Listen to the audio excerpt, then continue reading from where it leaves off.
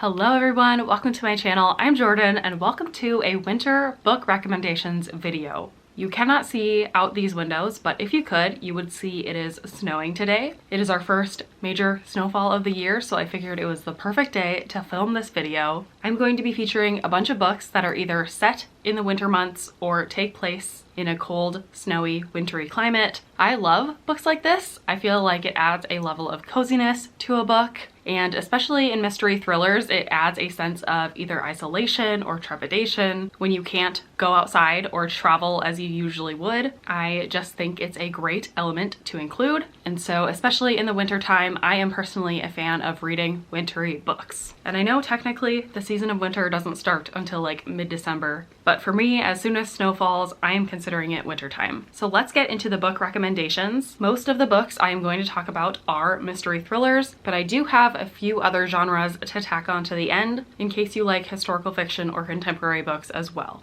So the first book I want to talk about is one that I just recently read. It's The Family Game by Catherine Steadman. This is the perfect book to read this time of year because it starts in November and the story goes through Christmas. So if you read it anytime in there, it's super applicable. This follows a main character who just got engaged to a man who comes from a really wealthy and respected family that also has a lot of secrets. She gets kind of tangled up in one of the family secrets and also finds herself in the middle of a family game or series of games that they do every year around the holidays. I thought this book was so entertaining. It has a couple of scenes that I was like scared reading or my heart was pumping, and I always love that in a thriller. And by the time we get to the Christmas scenes, the snow and climate definitely makes its way into the forefront of the story. The second thriller I have to recommend, I believe actually takes place in like September, but they are in the mountains. So very cold and snowy. It's Breathless by Amy McCulloch. This follows our main character who is a journalist, and she's writing an article on this mountain climber who is trying to set the world record for climbing all of the tallest mountains in the world, and he's about to summit his last one, and he requires her to come with him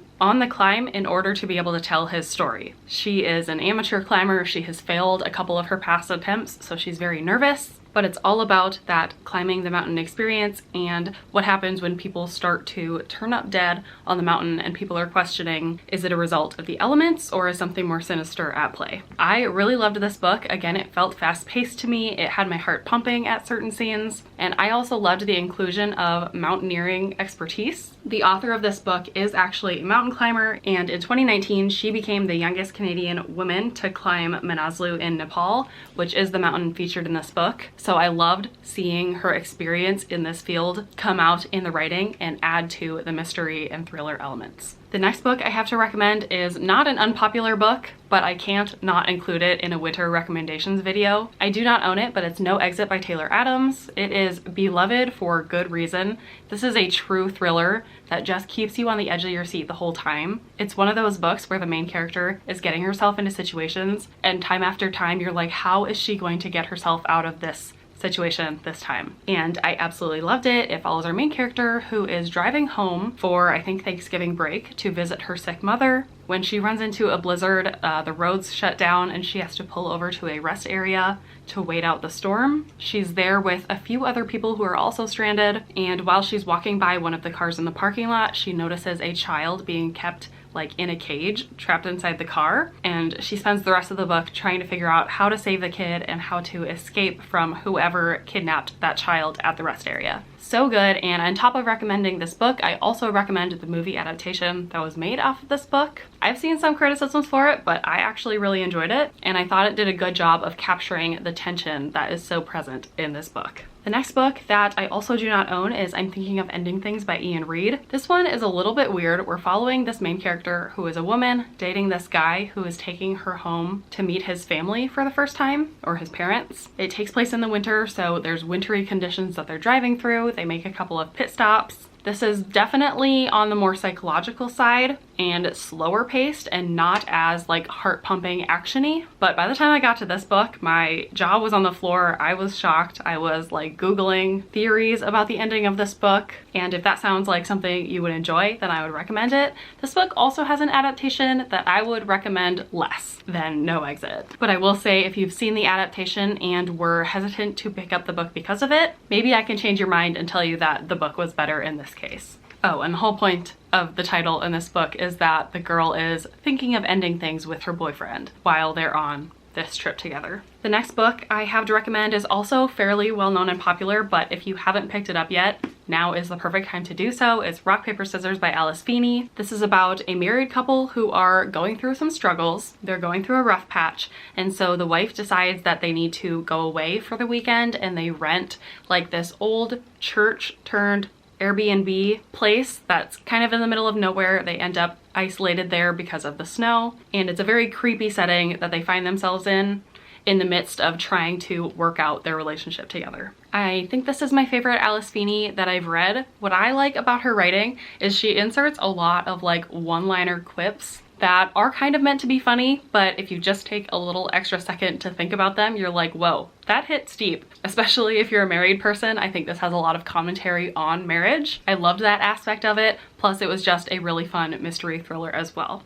The next 3 books I have to recommend are all kind of plays on the isolated closed circle mystery trope, which is when a group of characters are all trapped together. In this case, it is because of weather. They are not allowed to leave wherever they're at. And usually it's the trope where one person turns up dead, maybe another person turns up dead, and people are trying to find out who the killer is before the rest of them turn up dead. So the first one in this trope I have to recommend is The Hunting Party by Lucy Foley. To be honest, this isn't my favorite Lucy Foley, nor is it my favorite book in this trope, but I think it does the setting really well. This is about a group of friends who were all friends in college, I think, and they're all meeting up around New Year's to just catch up and have a fun vacation together. So they're meeting at like this mountain resort, and then of course a blizzard hits, a body turns up, they're trying to figure out which one of their friends is the killer. This book very much plays into like the old friend drama type of trope where everyone knows each other really well and yet they're all hiding secrets from each other. A lot of interpersonal relationships and secrets to dig up. So if you like that, then you might like this book. The next one within this trope is An Unwanted Guest by Sherry Lapina. This one is a little bit different because it is about a hotel and guests that are trapped at the hotel during a blizzard. Because they are all just random guests at this hotel, they don't know each other. They don't know each other's pasts and secrets. And so as the reader, we are coming to know these characters along with each other, if that makes sense. So I did enjoy this one more than The Hunting Party, and I think this is just a good old staple classic example of the isolated closed circle mystery trope. And I remember this book having a good set of twists at the end that I was actually really satisfied with. The last book within this trope is One by One by Ruth Ware. This is about a group of employees who are going on like a company retreat together in the mountains. One more time, a blizzard traps them together and one person ends up dead, I think, while they're actually like skiing down the mountain. And so again, it's kind of the question of, did they die by accident just from the danger of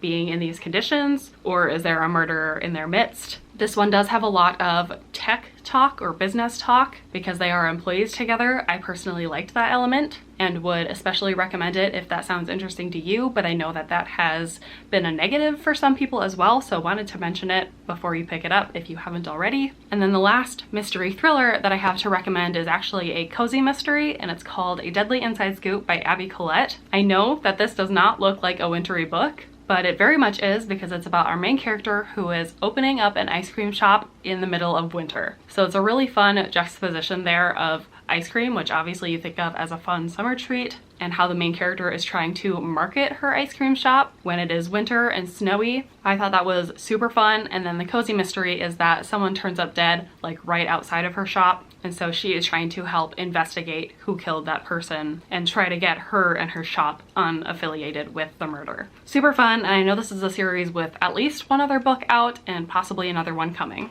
So that is all of my wintry mystery thriller recommendations, but I do have 4 other books to recommend in case you also like to branch out to other genres. The first one I have is Beartown by Frederick Bachman. This is a contemporary book that does also have a mystery element to it. It's about this hockey town in Sweden where like everyone in the town is big fans of this hockey team and all of the hockey players. When one day it comes out that the star of this hockey team has sexually assaulted a girl who lives in the town, and the people who live in the town are divided. Some people fully support the woman, some people can't get over their support for the hockey team, and it's all about that conflict, finding out what really happened. I would say this book is very emotional, much more slower paced, and focuses on the character relationships and like the small town dynamics, all of that. This is also part of a series. I believe the third book just came out, but this is a really good recommendation if you are a fan of like small town, wintry, hockey vibes, all of that. Another emotional contemporary recommendation I have is Migrations by Charlotte McConaughey. I believe this book is actually set slightly in the future where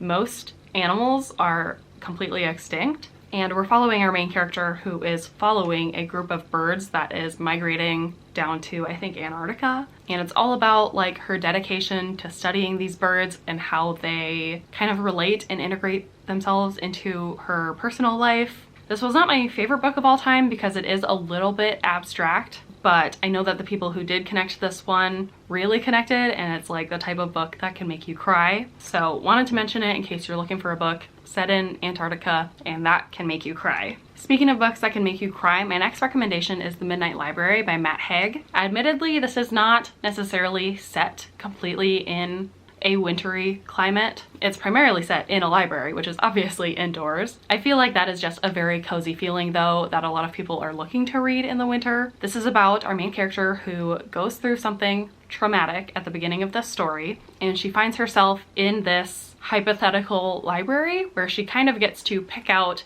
like a book, which is a version of her life that she kind of gets to step into and see how her life would have changed if she had made different decisions throughout her life. So she literally gets to say, what if I would have chosen to do this in college? And then she can dive into a world where she did do that and see how it's played out for her. This book is very existential and will get you thinking about all of the decisions that you've made throughout your life. At the heart of it, I do think it's very hopeful and inspiring. And also I will say that one of the situations in this book is set in a cold climate. I can't remember if it's also Antarctica or somewhere like snowy and icy like that. So there is at least one very wintry scene in here. So it fits, okay? And then the very last book I have to recommend is The Great Alone by Kristen Hanna. This book does not look wintry based on its cover, but it is about a family who moves to Alaska. They are kind of down on their luck, and this is their big move to like change their lives, get back on their feet, live off the land, make good lives for themselves. And Alaska is no joke. So this book goes all into the dangers of Alaska in the winter. What I loved about this book is how Alaska itself is kind of characterized, made into a character of the book. And our main character, the daughter of the family, really develops a strong connection to Alaska despite its harshness. And it is just a very beautiful